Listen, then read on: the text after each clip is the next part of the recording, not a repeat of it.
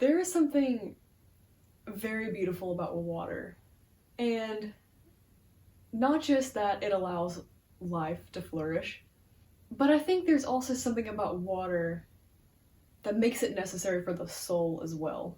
Because when you are landlocked and all you see around you is rigid stone and concrete, and then maybe you're walking along the sidewalk and then you come alongside a creek and then you hear the rushing of the water over the stone, and then you see it cutting through the land in such a powerful way just by its movement. There's something in it that allows you to breathe in a way that land cannot replicate.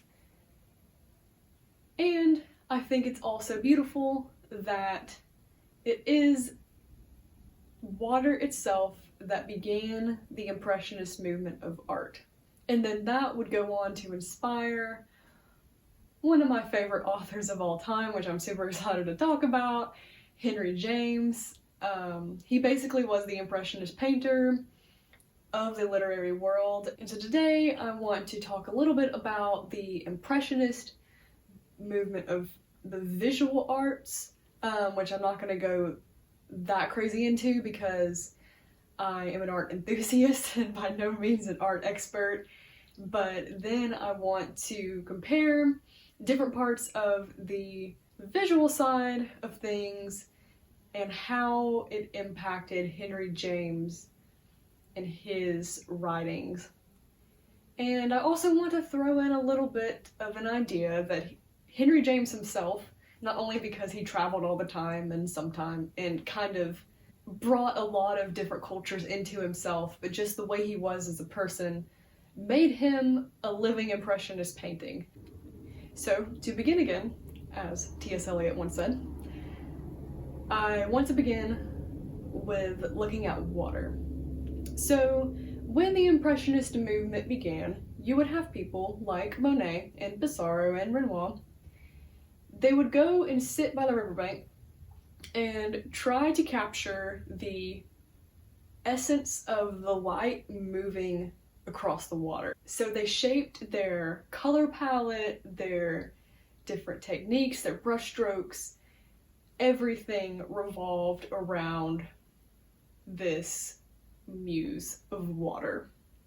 And so eventually they thought, okay, well, it's a little bit choppy if we have basically two different genres of art happening in the same painting. So you have the proto-impressionism, as we'll call it here, that is taking over the water, but then you have the land that looks like every other painting that they've ever done. And so they decided, well, why don't we just take these techniques and use them for trees and clouds and birds and people as well?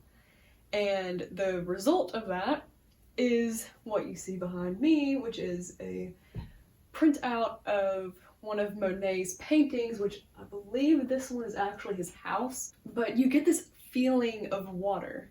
It almost feels like someone took a pebble and dropped it in the water, and now you have all these ripples that are going across the canvas, and you're drawn into this almost dizzying movement that causes. And so that leads you to ask, well, if they were sitting by the riverbank and creating these paintings inspired by water, well, what did they do to change their technique in order to make this effect?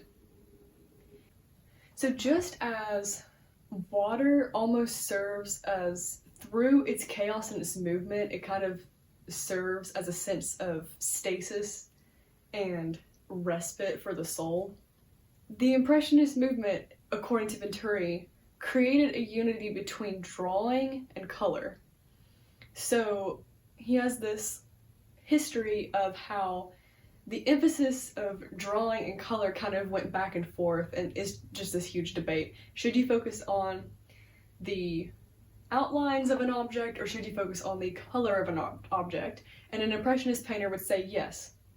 What they did was they took the individual brushstrokes and they allowed the color to serve as a boundary. So they were accomplishing the drawing and the color at the same time.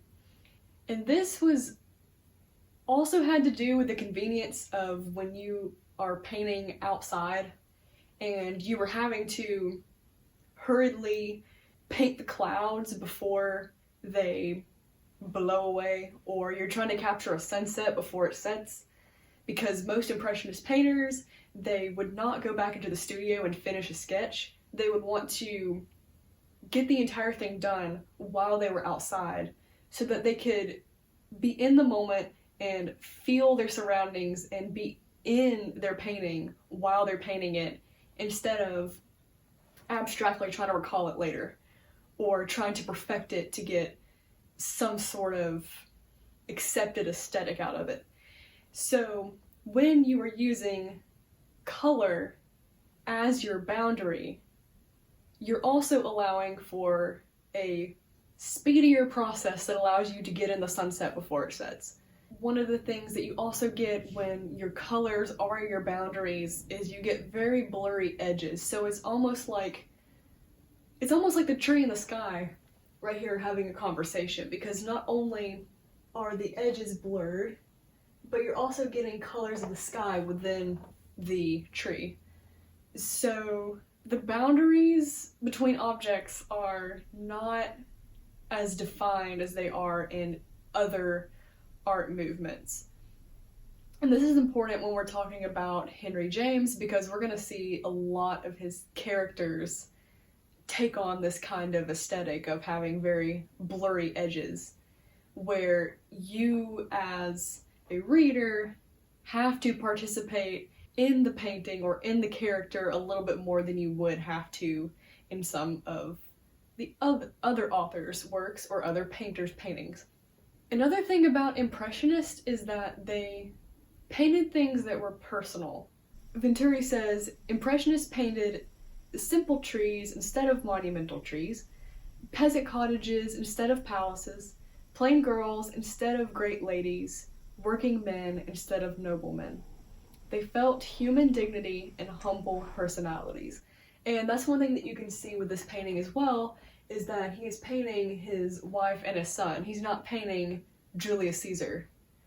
So this was something that was very beautiful about the Impressionist movement, is that it felt real. It was more about their local surroundings and about their everyday life rather than an emperor or a king or a patron. Also, if you were to transport an Impressionist painter into the modern world and you were to give them an iPhone and a Polaroid and they got to choose which one to take pictures with, chances are they would choose the Polaroid, because they love little quirks and little anomalies that happen when you're painting that make it unique, and that's something that Renoir pointed out.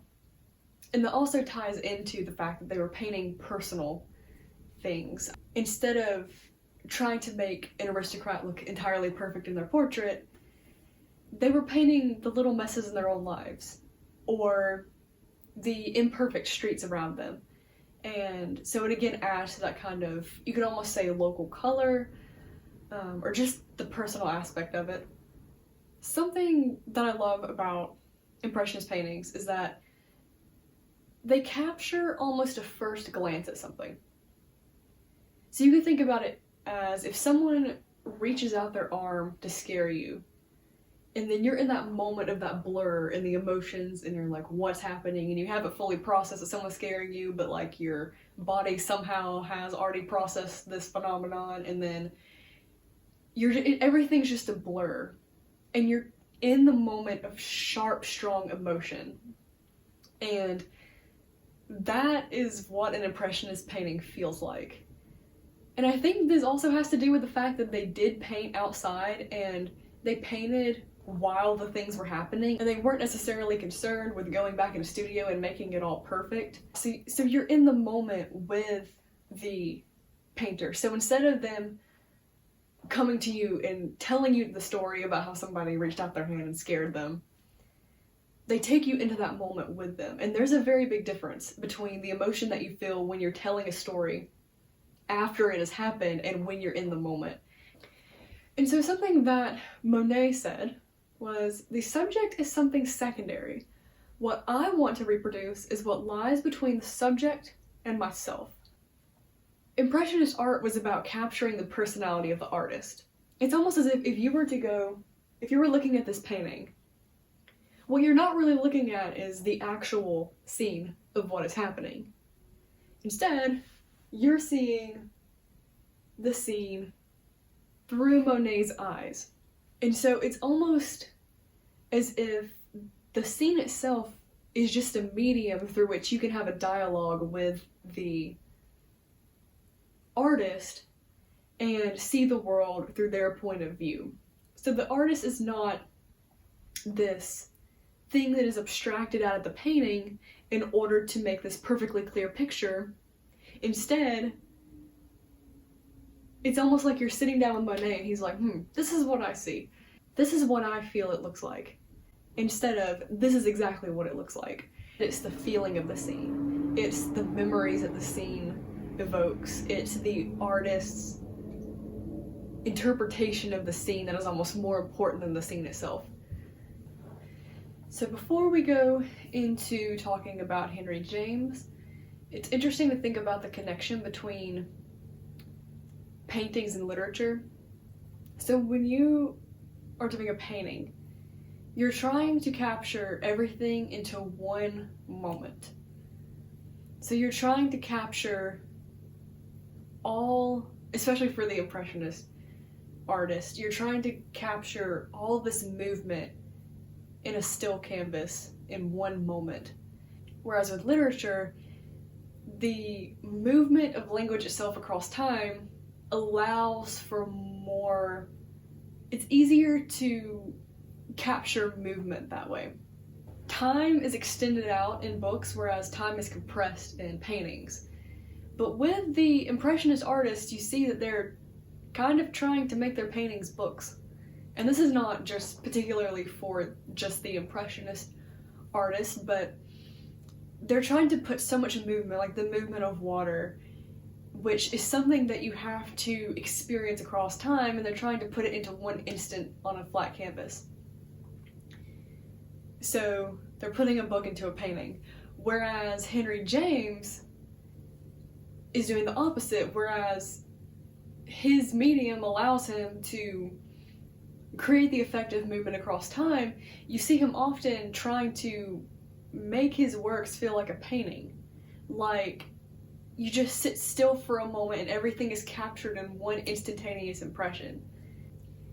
And so as we go along, we'll see how this works out, especially when he particularly calls his characters paintings, and he uses the movement across time to create almost this still split-second impression of them that is also very dynamic and personal.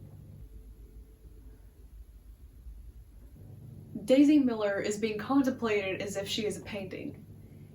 And when you're looking at a painting, the artist is not there to defend themselves. And so you very much get this effect in a lot of Henry James works, that the characters are not able to defend themselves, and it's just a bunch of debates of other people like looking at the painting and being like, well, I see this or I see that.